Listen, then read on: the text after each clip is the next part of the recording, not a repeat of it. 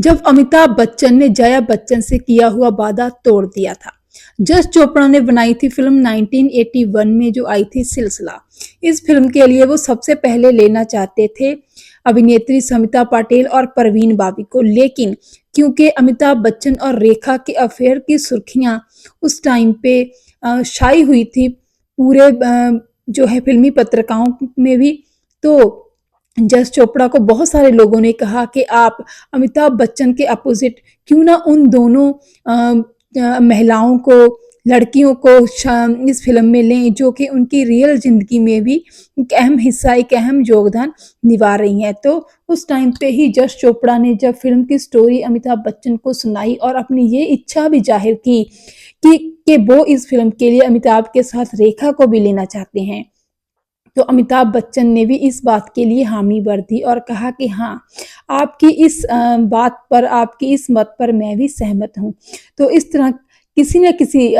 तरह जस चोपड़ा ने अमिताभ बच्चन, रेखा और जया बच्चन को इस फिल्म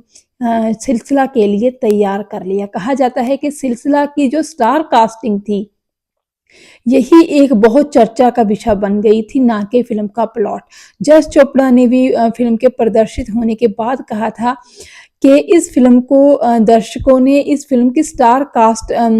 के लिए ज़्यादा इसमें दिलचस्पी दिखाई, ना कि फिल्म के असली प्लॉट और असली कहानी के लिए। दरअसल ये फिल्म बनी थी 2.5 करोड़ की लागत से, लेकिन इस फिल्म ने बॉक्स ऑफिस पर महज 1.25 करोड़ की ही कमाई की थी। तो अगर बॉक्स ऑफिस पर कमाई के हिसाब से देखा जाए तो ये फिल्म एक फ्लॉप फिल्म थी। तो इसी फिल्म के जब बाद में इस फिल्म की असफलता का निरीक्षण कर रहे होंगे, तो उस टाइम पे जश चोपड़ा को भी लगा होगा कि फिल्म को जिस तरह की पब्लिसिटी मिली थी, जिस तरह फिल्म की चर्चा हो रही थी, फिल्म के कहानी पर तो किसी ने ध्यान ही नहीं दिया, क्योंकि हर एक को यही लगता था कि फिल्म की कहानी तो उन सबको पता ही है जो कि रेखा और अमिताभ के इर्द गिर्द और जया बच्चन की मैरिड लाइफ के इर्द गिर्द ही घूमती है। इस फ़िल्म को लेकर बहुत सारे और भी र्यूमर्स फैले हुए थे। कई लोगों का, कई पत्रकारों का उस टाइम पे कहना था कि अमिताभ बच्चन क्योंकि बांग्ला अच्छी तरह जानते हैं, तो ये उनके लिए एक सुविधाजनक स्थिति हो गई है, क्योंकि बांग्ला तो वो जानते ही हैं और उन्होंने टूटी-फूटी तमिल भाषा भी सीख ली थी। तमिल भाषा असल में रेखा की मातृभाषा है। तो जब भी अमिताभ बच्चन को सिलसिला के सेट पर जया बच्चन से कुछ ऐसी बात कहनी होती थी जो कि वो चाहते थे कि रेखा ना सुन सके, रेखा ना समझ पाए, तो वो बांग्ला में बात करते थे। और जब उन्होंने रेखा से कुछ ऐसी ऐसी बात करनी होती थी जिसका पता वो जया बच्चन को नहीं लगाने देना चाहते थे, तो वो तमिल में बात करते थे। ये सब र्यूमर्स थे फिल्मी पत्रिकाओं में जो छपते रहते थे। तो हम बात कर रहे थे सिलसिला फिल्म की। सिलसिला फिल्म, हालाँकि हम आज के ज़माने में इसको क्लासिक कल्ट मूवीज़ में इसका शुमार करते हैं और हम सोचते हैं कि ये एक बहुत ही अच्छी फ़िल्म है जिसके गाने बहुत अच्छे हैं, लेकिन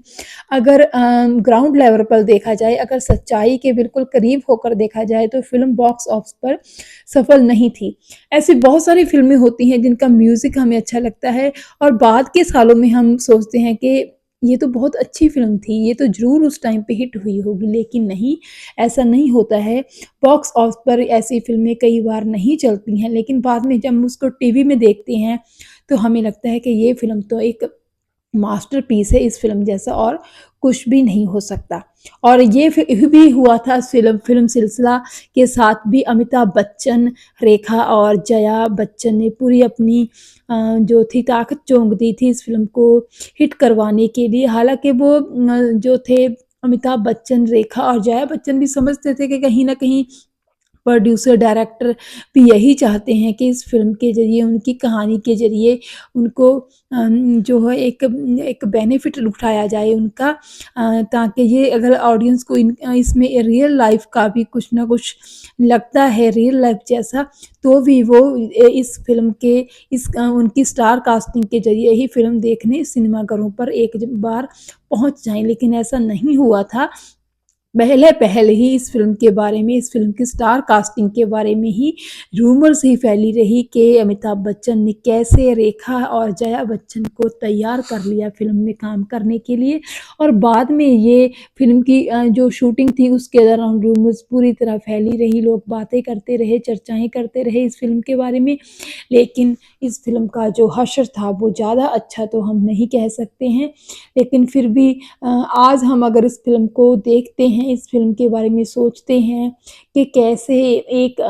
डायरेक्टर ने तीनों लोगों को जो कि ज़िंदगी में जद्दोजहद कर रहे थे, अपने-अपने रिश्तों को बचाने के लिए, अपनी-अपनी स्थिति को समझने के लिए या फिर अपनी-अपनी स्थिति को एक जस्टिफ़ाई करने के लिए, तो उन तीनों चेहरों को, तीनों लोगों को कैसे उन्होंने जो कि एक परस्पर जो है विरोधी जो है स्थितियों में जूझ रहे थे, उनको कैसे तैयार कर लिया। तो ये बहुत बड़ी बात थी उस टाइम पे। और ये एक बहुत ही ज़्यादा बड़ी बात ये भी थी कि रेखा के साथ, क्योंकि अमिताभ बच्चन को काम करने के लिए जया बच्चन ने मना कर दिया था, क्योंकि उनके परिवार वालों का भी काफ़ी प्रेशर था उन पर कि वो अब उनके माता-पिता का भी कि अब क्योंकि जया बच्चन काफ़ी अपसेट रहती थी दोनों के अफ़ेयर्स की रूमर्स को लेकर, तो उनके परिवार वालों ने मिस्टर बच्चन के परिवार वालों ने भी उनसे कह दिया था कि आप रेखा से दूरियाँ बनाकर रखेंगे, कोई उनके साथ मूवी वगैरह नहीं करेंगे। लेकिन बाद में जश चोपड़ा का ही ये कमाल था कि उन्होंने अमिताभ बच्चन को न सिर्फ़ इसके फ़िल्म के लिए राज़ी किया, बल्कि रेखा और सबसे बड़ी बात जया बच्चन को भी इस फ़िल्म में राज़ी कर लिया। और जैसे-तैसे करके जया बच्चन ने अमिताभ बच्चन और रेखा को एक साथ फिर फ़िल्म में काम करने का मौका दिया। हालाँकि इस फ़िल्म के बाद तीनों कभी काम साथ में नज़र नहीं आए। जया बच्चन तो एक तरफ अमिताभ बच्चन और रेखा भी उसके बाद किसी फ़िल्म में भी नज़र साथ नहीं आए। लेकिन फिर भी इस फ़िल्म के साथ बहुत सारे किस्से कहानियाँ जुड़े हुए हैं, जो हम समय-समय पर जो हैं सामने आती रहती हैं और समय-समय पर जिनका ज़िक्र भी होता रहता है। अगर आपको ये वीडियो अच्छी लगी हो तो कमेंट बॉक्स में ज़रूर बताइएगा।